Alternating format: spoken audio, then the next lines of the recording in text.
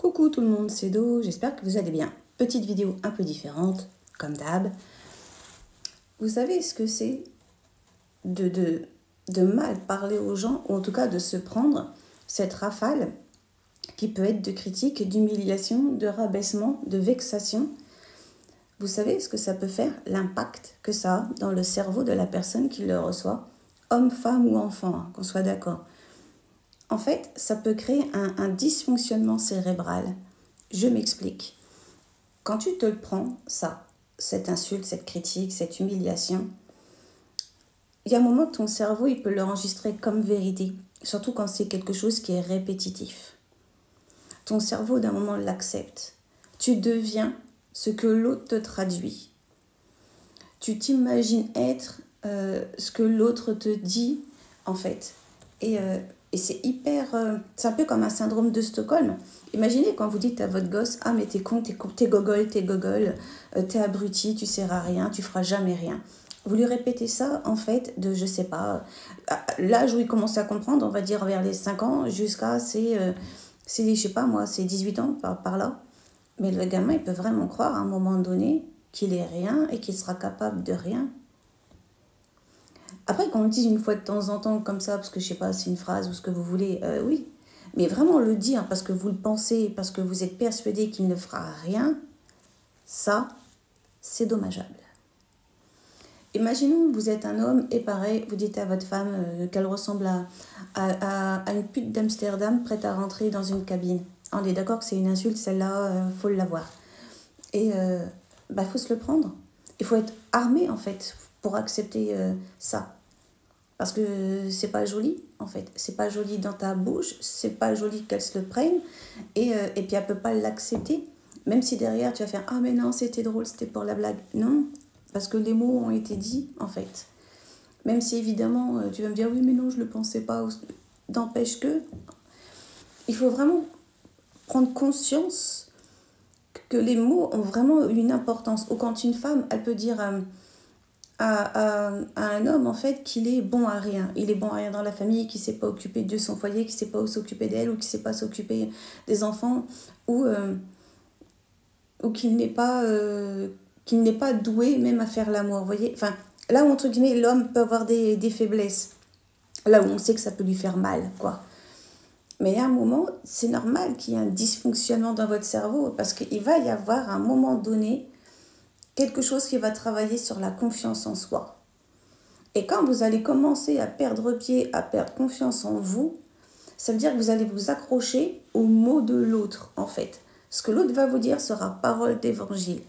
Mais j'ai bien dit aux mots de l'autre, et pourtant les mots de l'autre, vous les prenez comme M-O-T-S, sauf que lui, lui ou elle, quoi, c'est M-A-U-X. Parce que ce qu'il traduit, en fait, quand il dit, c'est des perceptions pour lui-même et par lui-même, en fait. C'est des choses qu'il perçoit pour lui, avec ses ressentis et ses propres émotions qui lui appartiennent. Alors, oui, il les envoie comme ça, là, comme des tsunamis, bien sûr, oui. Bien sûr, vous faites partie des vagues qui prend tout ça, oui. Mais dites-vous que c'est une traduction de lui-même. C'est juste, il vous envoie ses peurs, ses craintes, ses doutes, tout ce qu'il n'aime pas chez lui. Quand une personne dit ça à quelqu'un, mais la plupart du temps, c'est ce qu'il pense de lui-même. Ou alors, il y a ce côté où c'est pas une histoire de je dis mal les choses. Non, non, non, non, non. Si tu veux dire bien les choses, tu sais dire bien les choses. C'est motiver quelqu'un, on ne motive pas en l'insultant ou en le rabaissant. Non. Donc, juste parler vraiment. Après, vraiment, je pense que sur le ton de la blague, ça peut passer. Ça peut passer une fois, deux fois. Par contre, si c'est répétitif et un peu trop souvent et un peu trop tous les jours, là, ce n'est plus une blague. Là, ce n'est plus drôle du tout. Il y a ce côté où tu veux... Quelqu'un qui insulte, qui critique, qui humilie, il veut vraiment prendre une sorte d'ascension sur l'autre. Il veut limite être vu comme une sorte de souverain, comme une sorte de « regardez-moi, je suis au-dessus de toi », tu vois. C'est ce côté de je me sens fort, je me sens grand. Limite, même Dieu à côté, c'est que dalle. Mais justement, il essaie de se donner confiance par la vexation, l'humiliation et le fait de rabaisser l'autre.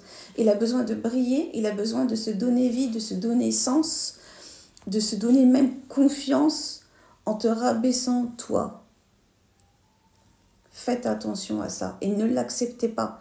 Quelqu'un qui vient vers toi et qui t'humilie, ne réplique pas dans l'humiliation, parce que ça fait un effet miroir et c'est te mettre à la même hauteur que lui. Non. Par contre, j'espère que tu seras en capacité de le prendre et de lui dire, mais ça te sert à quoi de me parler comme ça? Enfin, pourquoi tu fais ça? Pourquoi tu lèves la voix? Est-ce que moi, je lève la voix? Pourquoi tu critiques? Pourquoi tu m'insultes? Est-ce que moi, je te critique et je t'insulte? Vous voyez, ce côté de vous remettez. Après, s'il le comprend, il le comprend et tant mieux, hein, en avant Guingamp et pourvu que ça dure. Et après, s'il ne le comprend pas, c'est que lui, il a le problème. En revanche, rien ne t'interdit, toi, de partir de ce problème. Si tu vois que la problématique, c'est la personne qui est en face de toi et qu'elle ne changera jamais dans ses carcans, dans ses fondations, dans ce qui fait cette personne, pars. Parce qu'un jour ou l'autre, ça va t'abîmer. Le cerveau, ça va t'abîmer. Le cœur, ça va t'abîmer. Le corps. Et vraiment, si tu n'as plus ces triptyques-là, c'est ton âme qui va vraiment être abîmée. Et il y a un moment où c'est comme si tu n'arriveras plus à bouger, plus à partir. Tu seras embourbé dans ses mots à lui. Et ça, c'est tendancieux vers la folie. Ça va t'amener une folie que tu n'aurais pas eue à la base. Parce que la folie que tu vas avoir, c'était la sienne.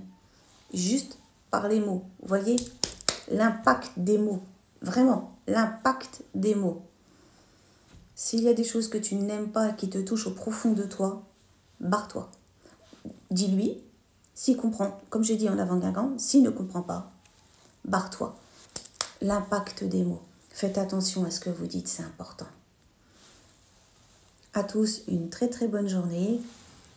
Des bisous, vous savez que je vous aime. La commande partage, dis-moi ce que tu en penses. À très bientôt dans une prochaine vidéo. Ciao, ciao. Bye, bye.